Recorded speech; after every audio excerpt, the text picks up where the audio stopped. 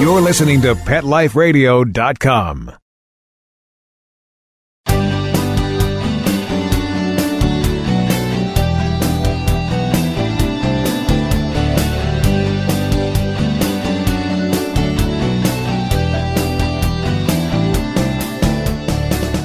Welcome to Max A. Pooch's Awesome Animal Advocates on the Pet Life Radio Network. I'm Keith Sanderson, creator and host of Max A. Pooch's Awesome Animal Advocates, award-winning writer, animal expert, and sidekick to Max A. Pooch, the canine champion for animals and the environment. We're the unique Pet Life Radio program that is created for animal advocates and animal lovers.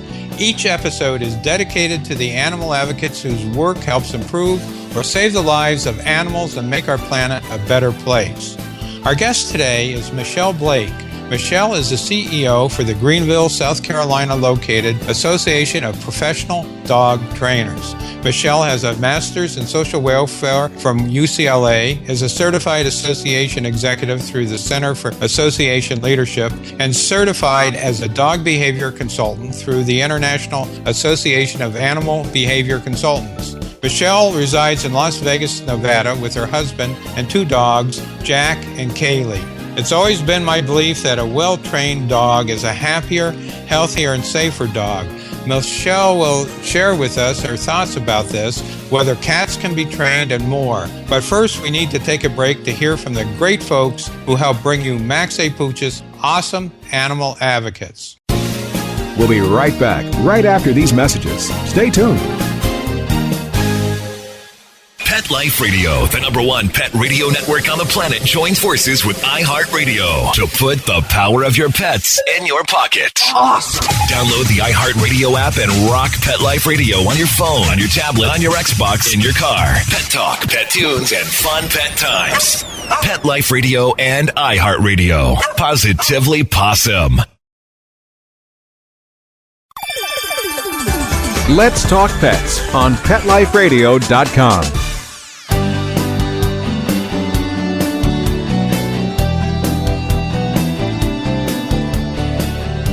Welcome back to Max A. Pooch's Awesome Animal Advocates. I'm your host, Keith Sanderson, and our guest today is Mychelle Blake, CEO of the Association of Professional Dog Trainers, or APDT. Hi, Mychelle. Thanks for joining us today. Hi, thanks for having me.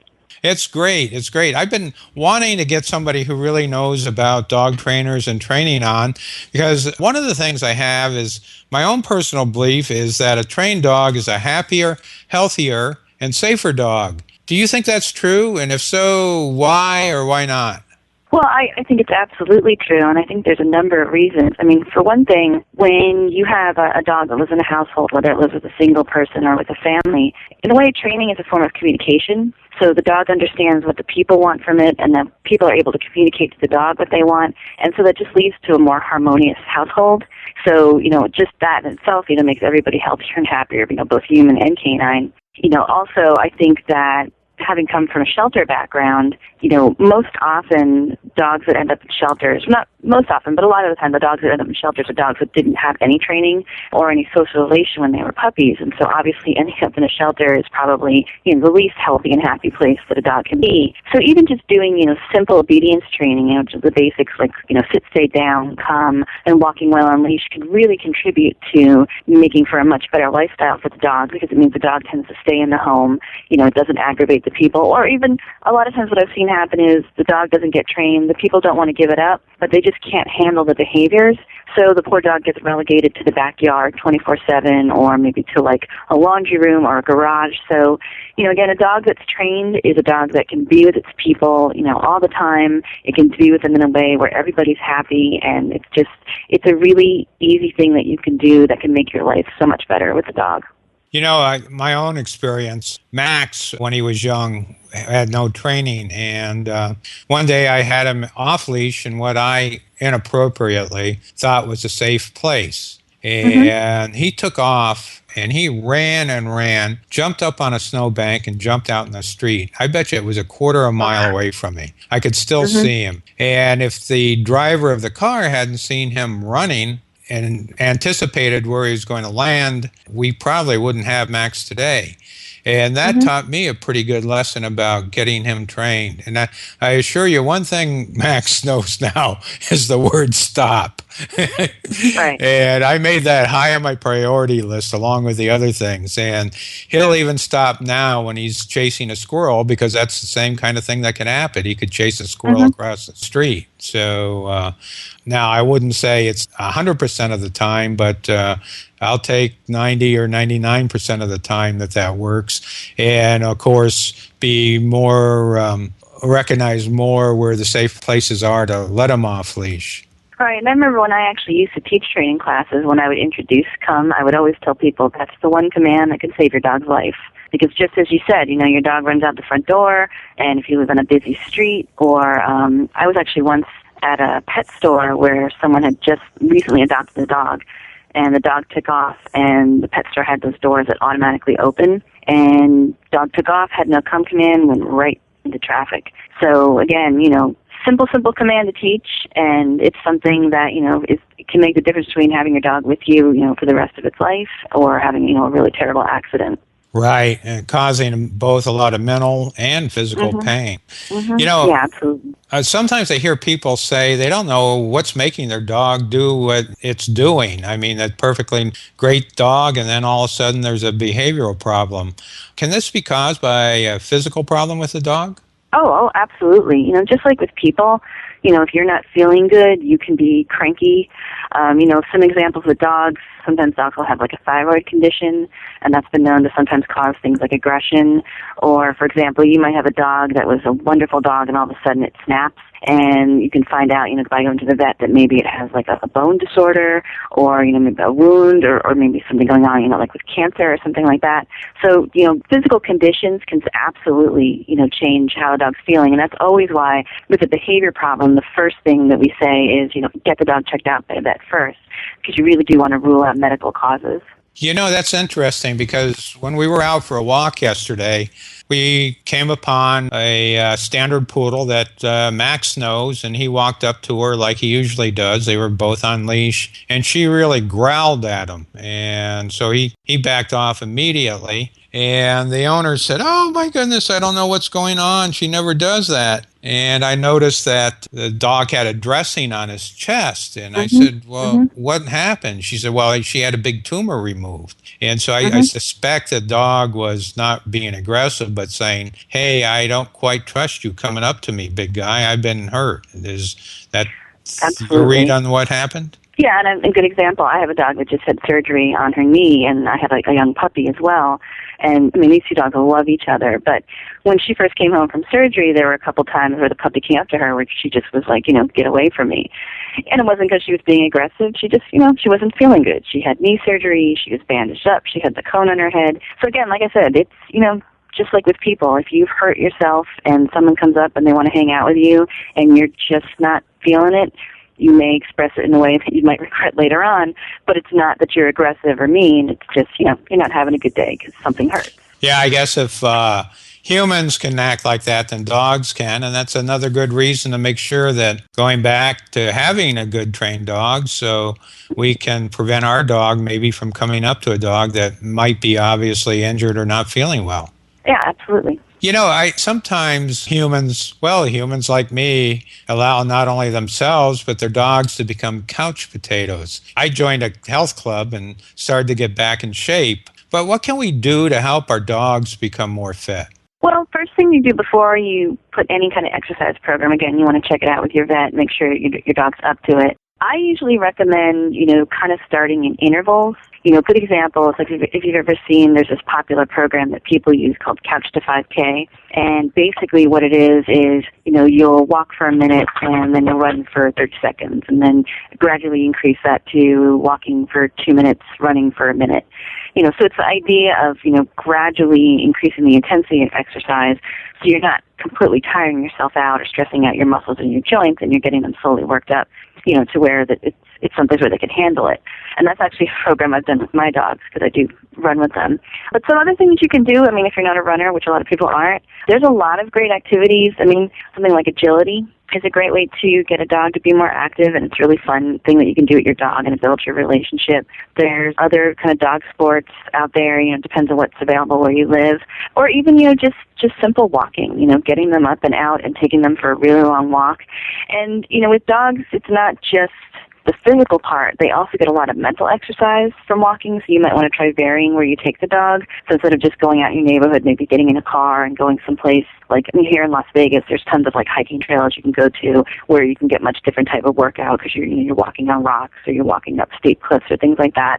But, you know, I think really it's just being kind of creative. Or another thing I just thought of, you can get, like if you don't want to do agility or you don't want to go to a club and there's no place near you, you can actually buy equipment. I actually have jumps and stuff in my backyard, and I'll do that sometimes with my dogs. Or you can do things like playing fetch or retrieve if you have a dog that likes to do that. You know, the whole idea is really just, you know, getting them active, you know, getting them more involved, and, you know, definitely making sure it's something your dog can handle. So, of course, that vet visit first is really important. You know, I think one thing you said that I really believe is that it's the mental aspect as much as the physical. So many times we think we need to get them exercise, but that's true. But, you know, life can be pretty boring if you're in a backyard all the time, so or in a house. So I'm sure that their minds like a little mental workout as much as ours do. Yeah, and it's a great way to alleviate stress. And a lot of times when we see behavior problems with dogs in the home, it's often based on, you know, boredom, which can lead to, you know, more destructive behaviors and to anxiety, because it's just, you know, if you sat in your house all day and you had nothing to do and like no TV to watch or books to read or video games or whatever, you would start to go a little bit crazy too, because it's just, you know, dogs are very intelligent creatures and they need to have something to do. Yeah, that's right. I recall dog walking friends of mine. They lived in a condo in Chicago before they moved out near us. And they had a lab, a big yellow lab, a giant yellow lab. And they came home from work one day, and he had torn apart the drywall. I mean, he just destroyed it. And at first they were, you know, like in angst about this terrible dog. And then they got to thinking, well, what have we done to him?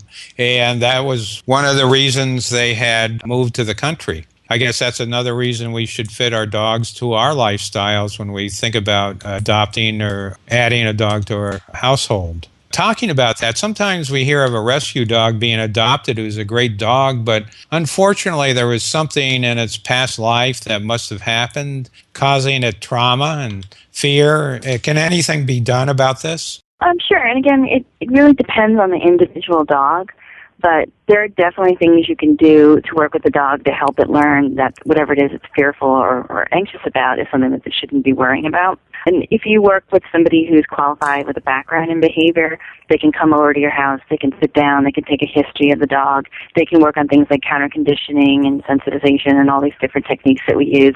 And, you know, again, it's hard to say. I mean, some dogs you may see a complete turnaround. Some dogs you may see, you know, a bit of a change. It may never change, you know, completely the way you'd like. Again, it depends on how long the dog's been that way, you know, what their history is and breed and all these different things. But, you know, absolutely, I've seen many dogs like that. Like I said before, I worked primarily in shelters in my past. And if you're willing to put the time into it and the effort, you should be able to see some change with the dog. Yeah, we had a situation with Max, and after we got him, he wouldn't go to the basement. And there was no reason for him to go to our basement, so we didn't worry about it. But the way I found out is when we were introducing him to the house, I opened the basement door, and he sort of stopped, and I reached out to sort of pull him a little bit, you know, and say, come on, buddy. And he just snapped at me, and that's the only time he snapped at me. And I said, uh-oh, this guy has had a bad experience. So in this case, since it wasn't a necessary action for him to go down there, we didn't do anything about it. And it took about 2 years. Finally, we had our furnace serviced, and I was downstairs with a stranger who obviously is a great interest. And finally, Max came down, curious to see what's going on. But again, it was just time and healing, which is a lot of times like what humans need. So why not animals, right? Right. And oftentimes, too, with dogs that you adopt, there is a period of settling in time. And, for some dogs, it can be a couple days. For some dogs, it could be weeks or even months, depending, again, on the severity of their behavior problem. So, like you said, you may just see a change over time, just with the dog learning that, this is a safe place to live and I know who my people are. So again, like you said, just with people, they need their time and their space, and there are definitely ways to kind of help them learn. Like, for example, the furnace that they're scared of, it's definitely not something that's all that bad. Well, that's really great information. We need to take a break to hear from our sponsors. When we return, Mychelle will give us some pointers on what to look for in a dog trainer, and she'll also share with us whether cats can be trained or not. We'll be right back. We'll be right back, right after these messages. Stay tuned.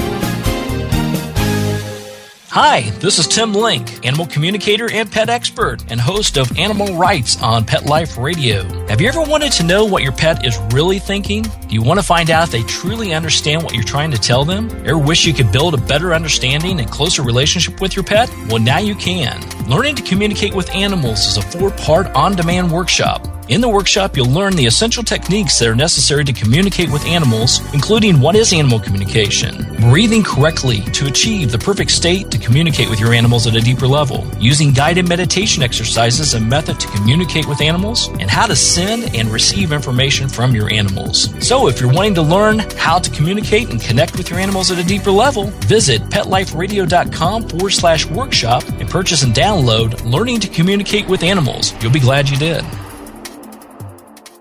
Hi, this is Teody Anderson, and I'm the host of Get Positive Results on Pet Life Radio. We're going to talk about a variety of topics on canine behavior and training, all based on modern methods that are fun for you and your dog. We might be talking about other critters too, so join us on Get Positive Results. We'll talk about common issues between you and your dog, answer your questions, discuss different activities you can do with your dog, and keep you posted on current canine news and products. All this on Get Positive Results on Pet Life Radio. Let's talk pets. Let's talk pets On Pet Life Radio. Pet Life Radio. PetLifeRadio.com. Welcome back to Max A. Pooch's Awesome Animal Advocates. I'm Keith Sanderson, your host, and our guest today is Mychelle Blake, CEO of the Association of Professional Dog Trainers. Mychelle, it seems that about anyone can call themselves a dog trainer. In fact, people, because Max really reacts well to me, say, oh, you must be a dog trainer, and I never tell him I am. But I could pass myself off as one real easily. How can I tell if a trainer is qualified, and what should I look for in terms of professional credentials as well as personal traits? Well, that's a great question. It's actually a pretty long answer, but if you actually go to our website, which is apdt.com, there's a whole section there that talks about what the different certifications are that are out there, some of the types of educational backgrounds. Because this, as you said, anybody can call themselves a dog trainer, and there's tons and tons and tons of schools out there that say, I've certified this person to be a dog trainer. And not that necessarily is bad. Some of those schools are actually quite good, and some of them aren't. There's only really a handful of actual, what we would call certifications, where it's done by an independent body. It's independent of the school that you went to, and it tests you on a wide body of knowledge. And one would be the Certification Council for Professional Dog Trainers, and another would be the International Association for Animal Behavior Consultants, where it's actually where I have my certification from. And like I said, if you go to our website, you can get more information on all of that. There's links to their pages where you can learn more about how they certify. The other thing I'd say really is to ask them questions. Ask them where they got their education. A big one is, do they get continuing education? Because I'll often see people say, well, I've been a dog trainer for 30 years, but if they're still training the way they did 30 years ago, training and our understanding of dogs has really changed a lot in the last 10 years. So you want to find somebody who's continually going to seminars or who's going to webinars and who's attending a conference like we put a conference on every year. You also want to see if they're a member of a professional association, because that also indicates that they take the profession seriously, that they're also looking for education, that they network with their colleagues.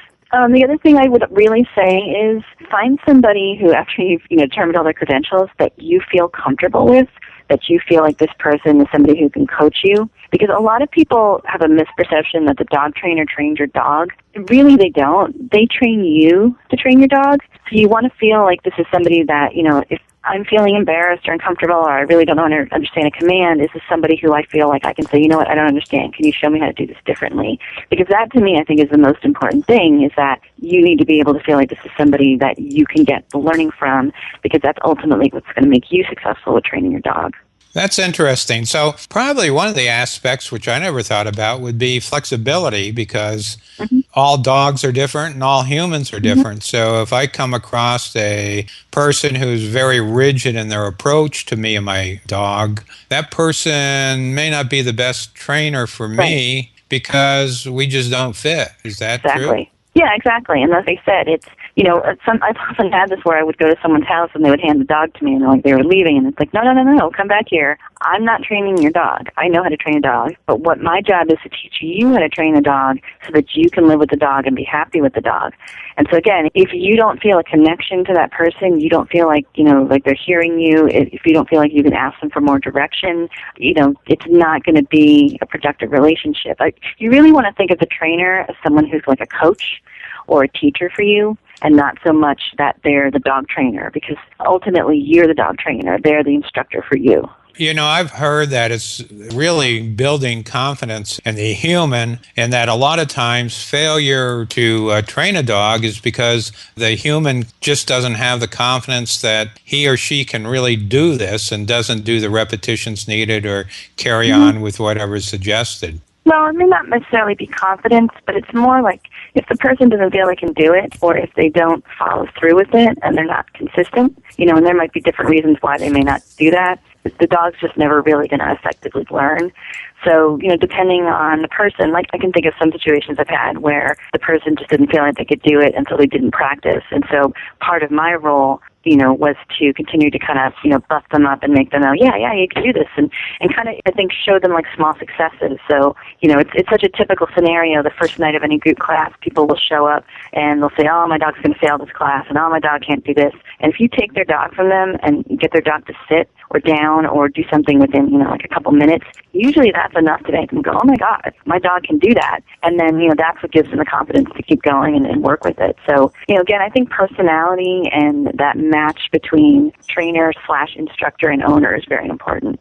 That's interesting because, like I said, when I had this one trainer, it was like, it wasn't a trainer, it was a disciplinarian, and probably someone who was like you had mentioned before, who maybe had been training for 30 years but hadn't been to a seminar in the last 20 years, so was doing the old way without understanding that with it incorporating the new understanding we have of animal intelligence. Right. I'm going to switch subjects for a second. We've been talking about dogs, and ever since I was a child, I've always thought or heard that cats can't be trained, but is this true, or is it a myth? And if it's true, are there cat trainers who can help me train my cat? Yes, that is absolutely a myth.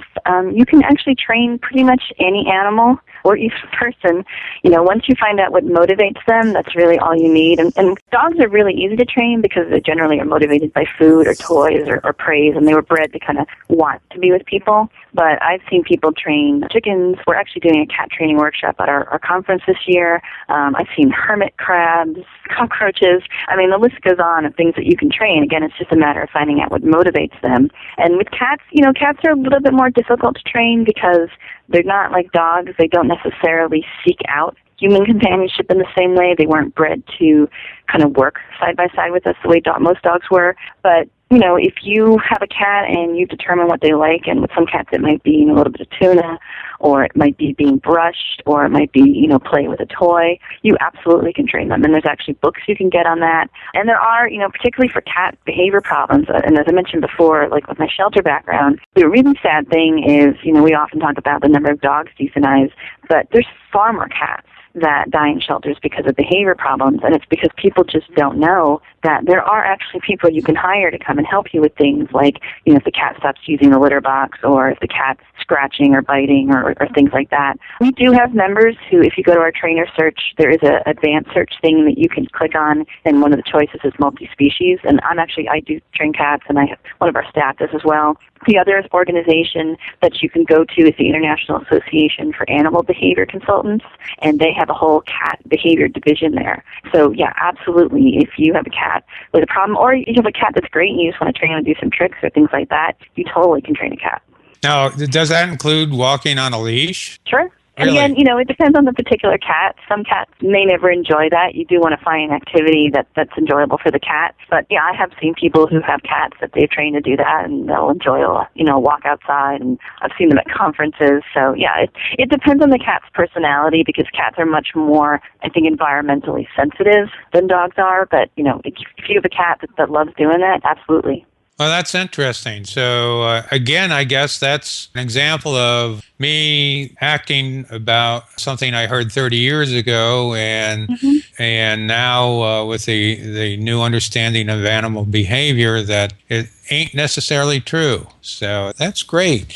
Now, I was looking at your website, and I was really quite surprised about all the activities and things you're doing. Now, you have national conferences, an annual one, is that true? Yeah, we have a big conference every year. It happens in October, and it's 4 days of seminars. We have hands-on workshops. We do different networking activities. We have a huge trade show, which usually has all the latest kind of training and behavior gear. And we have an associated foundation that works with us that we do an auction and a 5K for them as well. Is any part of your show open to the public? This year, we actually are opening the trade show on the Saturday to the public. So it'll be it won't be the first year we're doing it, but it's the first year in a really long time that we've done that, and we're going to see how that goes. The 5K is open to the public. Ah, okay. That's both people and dogs, or just people? No dogs, just people. The location that we're running you can't bring dogs. Okay. And then there's also the National Train Your Dog Month. And that's every year in January. And basically, we do something different every year, but we usually have a lot of kind of free information, primarily geared towards the public, not so much trainers. Like last year, we did kind of a one-on-one chat on Facebook with some experts on different behavior problems and basic training information. We have a ton of free webinars that you can go onto there and watch on kind of typical behavior problems, and some of them are for cats as well. There's a bunch on cats. I'm not sure yet what we're doing this year, but definitely you can check that out. You can get to it from our website, or it has its own website called trainyourdogmonth.com. You have a newer program called CLASS. That's an acronym. Can you tell us what it's an acronym for? CLASS stands for Canine Life and Social Skills, or the program is also known as My Dog Has Class. And this is a program we created to kind of help owners have a benchmark for how they're doing with the training. It's a series of 3 assessment levels, and we kind of name them after college degrees. There's a BA, MA, and PhD, and they're all based on behaviors that you would want to see from a dog in the home. So it's things like sit, stay down, but also wait for the food bowl, being able to take an object away from the dog's mouth, walking through or past the dog on the street, waiting in the car, waiting to get in or out of the car, backing up, and a lot of different commands like that. That really, a lot of tests that exist out there are much more geared on kind of competitive obedience, which isn't necessarily as useful to your everyday family who has a dog. So we wanted to kind of make something that was much more useful to, the pet owner who, they may not care that their dog can do a 20-minute downstay, but having a dog that, could back up when they're coming in the house, that's a really, really great thing to have, or who could, sit when they're giving them food, rather than rushing them when they're trying to, feed them dinner. So, and that website is mydoghasclass.com, and there's also a lot of free information there. There's also a program there that shelters can download for free that can kind of help them to create volunteer programs for training dogs, which helps them to get adopted.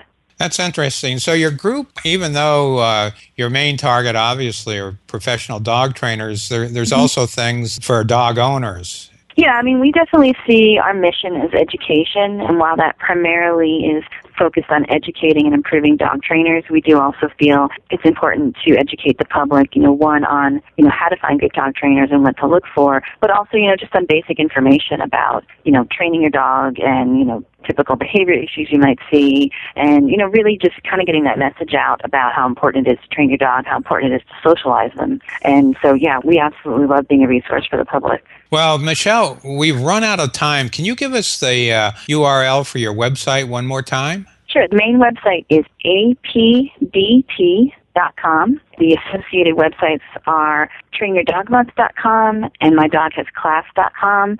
We also have a very active Facebook page, which you can get to from our website, and we invite everybody to come check that out. Lots of great information, and thank you for having us. Well, we thank you for being with us today, Mychelle. And once again, tell your audience where we can find more information about APDT. APDT.com. Okay. And Max A. Pooch gives you and all those associated with APDT 5 big tail-wagging woofs for the work you do, because he knows that learning good behavior helps keep canines happier and safer. I also want to thank Mark Winter, executive producer and co-founder of Pet Life Radio, and the sponsors who make this program possible. Please join us each and every episode of Max A. Pooch's Awesome Animal Advocates, and be sure to tell your friends about us. So until we meet again, remember, if you do a good thing for an animal today, your reward will be you have helped to make the world a better place. Let's Talk Pets, every week on demand, only on PetLifeRadio.com.